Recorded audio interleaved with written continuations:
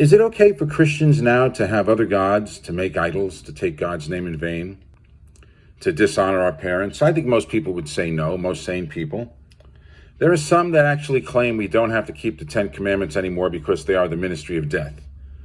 They are a ministry of death because all have sinned, and the wages of sin is death, Romans 6, verse 23. But Paul also said, wherefore the law is holy, and the commandment holy and just and good. So yes, it did bring death because we broke the commandments. It doesn't mean that we should have other gods, make graven images, commit adultery, steal, murder, etc. So is it okay for Christians to break the 10 Commandments? Is it okay for you to tell your wife, I'm not going to keep the commandment against adultery anymore. I'm not under the ministry of death? That's absurd, and it'd also be physically dangerous for you to tell your wife that.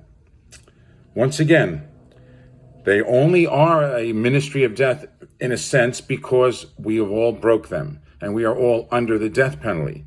And if you accept Christ's shed blood for our sins, your slate is washed clean. You are no longer under that penalty. You are no longer under the law if you've repented and accepted Christ. You know, if you read Matthew 22, starting verse 36, Master, which is the great commandment in the law?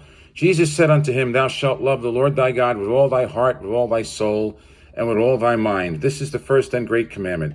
And the second is like unto it, Thou shalt love thy neighbor as thyself. On these two commandments hang all the law and the prophets. Or as the NLT translates Matthew 22, verse 40, the entire law and all the demands of the prophets are based on these two commandments.